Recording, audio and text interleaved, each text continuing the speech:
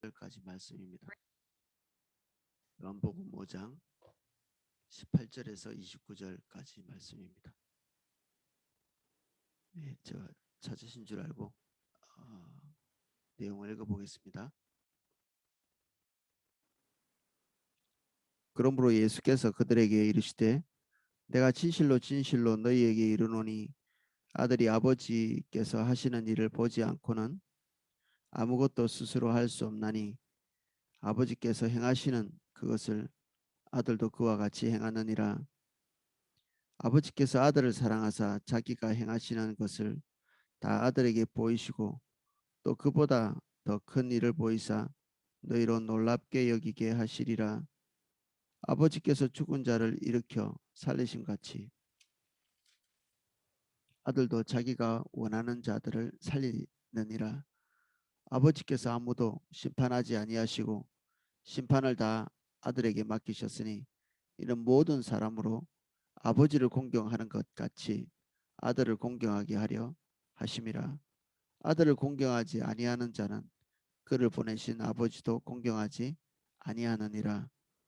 내가 진실로 진실로 너희에게 이르노니 내 말을 듣고 또 나 보내신 이를 믿는 자는 영생을 얻었고 심판에 이르지 아니하나니 사망에서 생명으로 옮겼느니라. 진실로 진실로 너희에게 이르노니 죽은 자들이 하나님의 아들의 음성을 들을 때가 오나니 곧 이때라. 듣는 자는 살아나리라. 아버지께서 자기 속에 생명이 있음 같이 아들에게도 생명을 주어 그 속에 있게 하셨고 또 인자됨으로 말미암아 심판하는 권한을 주셨느니라. 이를 놀랍게 여기지 말라.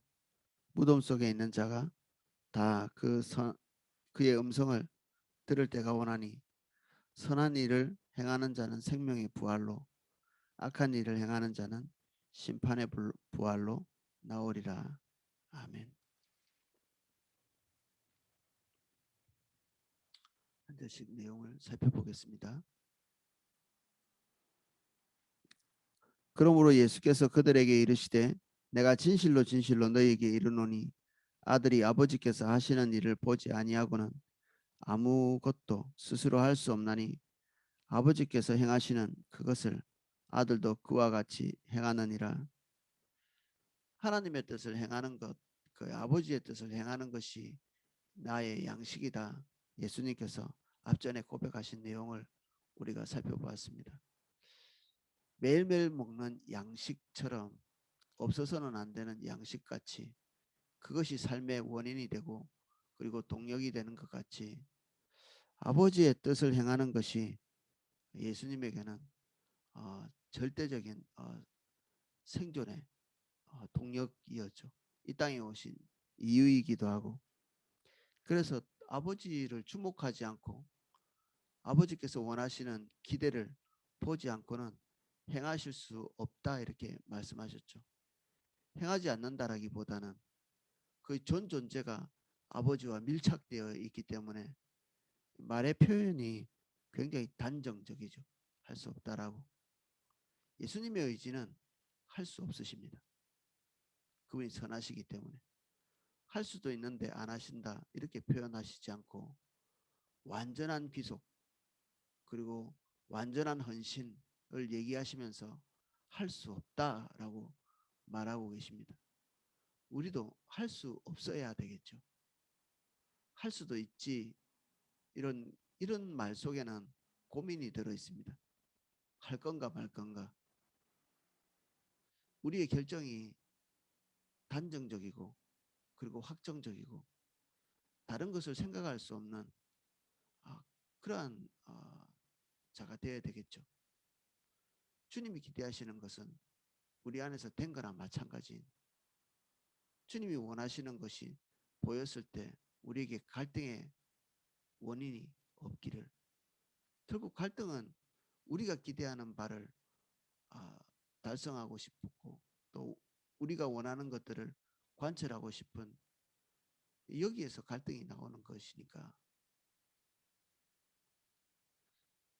우리가 완전한 순종과 완전한 복종에 사람이 될 수 있도록 하나님의 은혜를 구하는 저희들이 되어야 될 것 같습니다.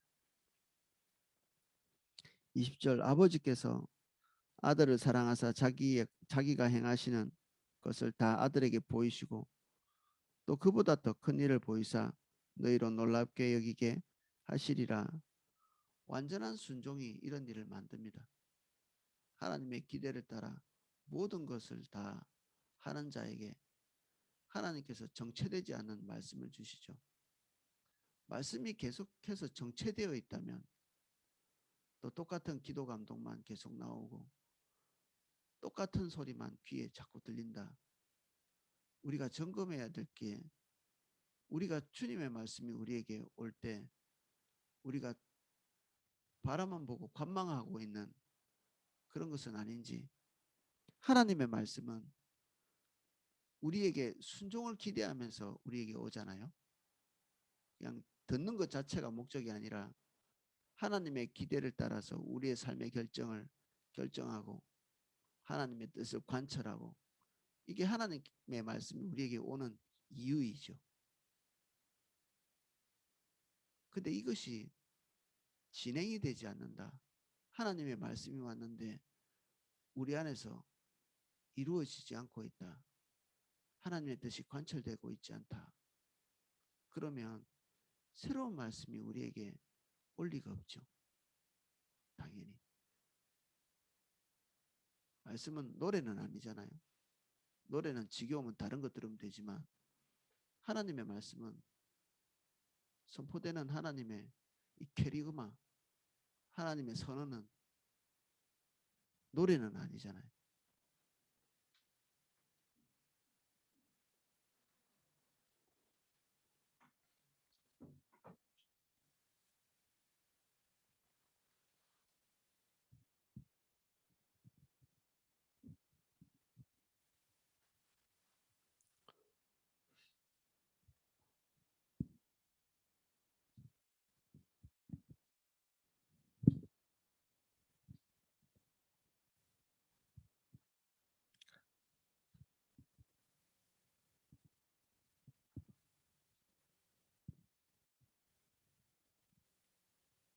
21절입니다. 아버지께서 죽은 자를 일으켜 살리신 같이 아들도 자기가 원하는 자들을 살리느니라. 하나님과 그리고 성자 예수님이 완전히 일체된 모습들을 볼 수 있죠. 이런 고백은 유대인들에게는 굉장히 충격적인 일이었을 것입니다. 예수님의 존재에 대해서 가뜩이나 지금 부정적으로 그리고 신성모독같이 이렇게 보고 있는 상황에서 이 중요한 계시가 그들에게 선언되어집니다. 예수 그리스도와 아버지가 하나이신, 사실은 만세전부터 그렇게 존재해 오셨는데 유대인들에게는 그것이 주목되지 못했죠.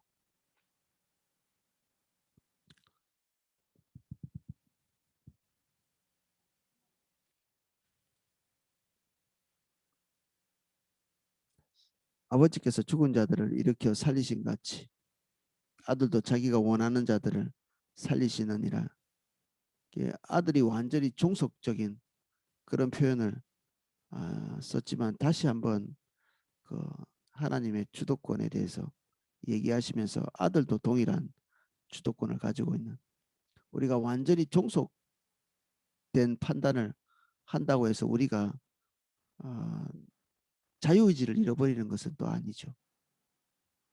참 이게 무슨 말이냐 이렇게 생각할 수 있는데, 연합된 존재에게, 완전히 다바크된 존재에게 뭐 이런 것이 가능한 것입니다. 그 우리가 흔히 하는 말로 네 뜻이 내 뜻이고 내 뜻이 네 뜻이고, 마음을 같이 할 때 우리는 우리의 자원하는 것들이 파괴되지 않으면서도 그 뜻을 같이 하는 자와 완벽하게 하나가 되죠. 복종하는 것 같이, 순종하는 것 같이. 그래서 우리 기독교인들의 가장 큰 부도덕은 여러 가지 있을 수 있겠지만 그 중에 제일 큰 부도덕은 마음이 나누어지는 것입니다. 두 마음을 가지는 것. 두 마음. 그래서 야고보서는 이 두 마음에 대해서 격렬하게 성토하고 있거든요. 아주 이렇게 또 극단적인 표현을 쓰면서 성토하고 있죠. 마음이 나누어지는. 예수님과 하나님은 마음이 나누어진 적이 없습니다. 하나님의 마음을 알았기 때문에 이 땅에 오셨죠. 아버지께서 아무도 심판하지 아니하시고 심판을 다 아들에게 맡기셨으니 서로 의존하시죠. 영원전부터 그렇게 존재해 오셨습니다. 이렇게 모든 사람으로 아버지를 공경하는 것 같이 아들을 공경하게 하려 하심이라. 아들을 공경하지 아니하는 자는 그를 보내신 아버지도 공경하지 아니하느니라. 사실 유대인들이 성부 하나님에 대해서 그들이 알고 있는 하나님이죠. 존중감이 있었는가? 우리가 예수님의 증언에 따르면 그들이 하나님을 공경하지 않았고, 그리고 모세율법조차도 그들이 지키지 않고 소중히 여기지 않았다고 증언하고 계십니다. 그들이 성자 예수님을 배척하면서 성자 하나님을 받아들이느냐? 그렇지 않은 거죠. 예수님을 받아들이는 자가 아버지도 받아들인다. 이게 예수님이 우리에게 말씀하고 있는 사실입니다. 내가 진실로 진실로 너희에게 이르노니 내 말을 듣고 또 나 보내신 이를 믿는 자는 영생을 얻었고 심판에 이르지 아니하나니 사망에서 생명으로 옮겼느니라. 진실로 진실로 너희에게 이르노니 죽은 자들이 하나님의 아들의 음성을 들을 때가 온나니 곧 이때라. 듣는 자는 살아나리라. 유대인들에게는 하늘이 무너지는 이야기이고, 이 눈에 보이지 않는 복음이 지금 현재 영적으로 사람들을 소생시키고 있는 시점이죠. 지금 예수님이 말하고 있는 딱 이 시점입니다. 이게 먼 훗날에 있을 예수님의 재림의 때에 있을 일이 아니라 예수님께서 지금 사람들에게 이 가르침을 전파하고 있는 이 시점에 죽은 자들이 살아나고 있는 것이죠. 영적으로 그렇다는 얘기입니다. 그리고 사망에서 생명으로 옮겨지고 하나님의 음성을 듣는 모든 자들이 지금 살아나고 있는 이런 때입니다. 지금 이때가.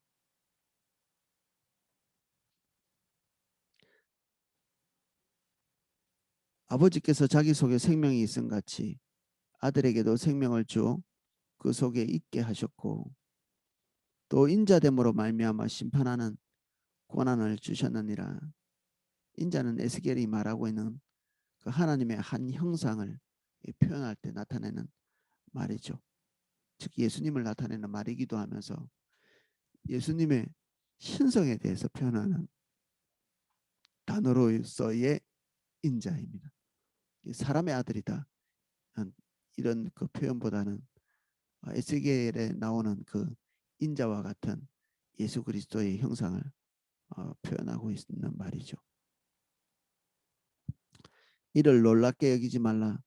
무덤 속에 있는 자가 다 그의 음성을 들을 때가 오나니 선한 일을 행하는 자는 생명의 부활로 악한 일을 행하는 자는 심판의 부활로 나오리라. 이것은 종말에 있을 일을 말씀하고 있습니다. 종말과 지금 현재 이 성경에 나와 있는 사건의 현재, 이 현재가 간격이 어마어마하게 많이 벌어질 수도 있지만 사실은 이렇게 한 줄로 딱 붙어 있는 사실이기도 하고 그렇습니다. 이게 복음의 종말이죠. 복음은 선포된과 동시에 거기에 심판과 그리고 구원이 동시에 임하는 것입니다. 각자에게 달려 있죠. 어제 그 사람들이 보는 그 청년들이 보는 책을 하나 이렇게 봤더니 거기 내용이 그거더라고요. 인생이 끝나고 나면 다시 우리 윤회라고 하잖아요. 다시 태어나는 환생을 한 이 사람들의 로망이죠. 실제로는 그렇지 않고 인생은 한 번뿐이고 그리고 우리의 종말 끝에 예수 그리스도를 믿는 자들은 의의 부활, 예수 그리스도를 믿지 않는 자들은 심판으로 나아가는 그 행위의 부활로 이렇게 일어나게 되어 있습니다.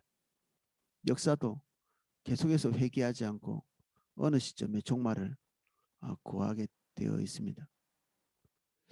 종말, 이것은 복음과 같이 붙어 있는 것들입니다.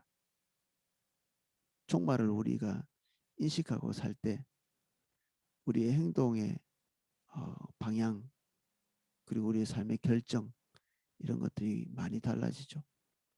우리가 고민하고 있는 모든 문제들이 종말의 날이 우리에게 다가올 것을 이해하면 좀 더 선명하게 결정할 수 있습니다.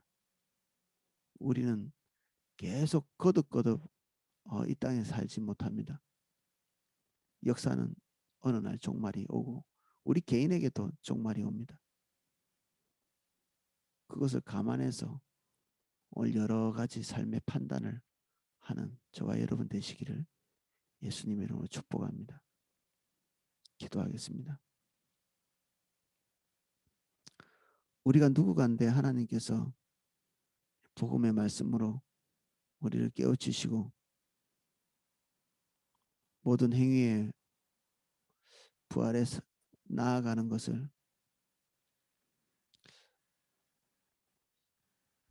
면제하시고 우리의 영혼을 살게 하십니다.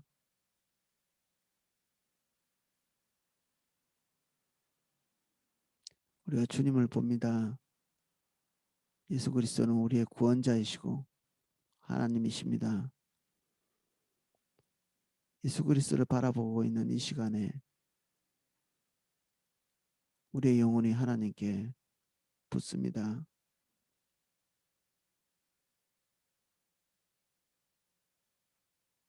우리가 하늘의 삶을 살 수 있도록 은혜를 주십시오.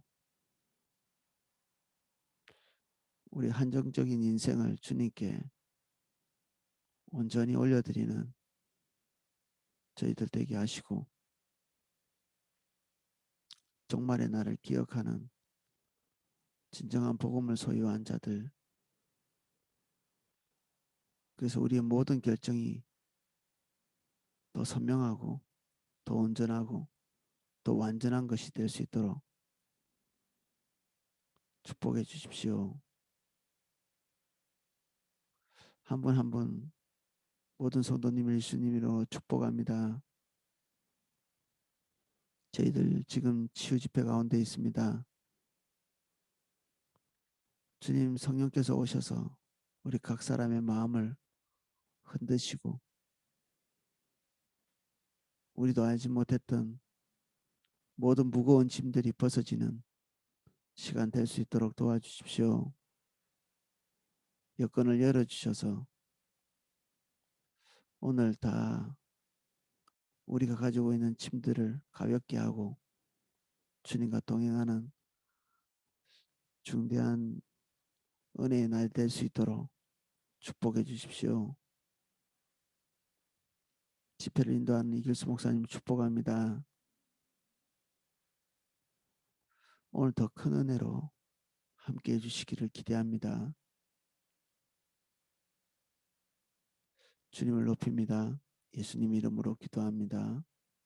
아멘.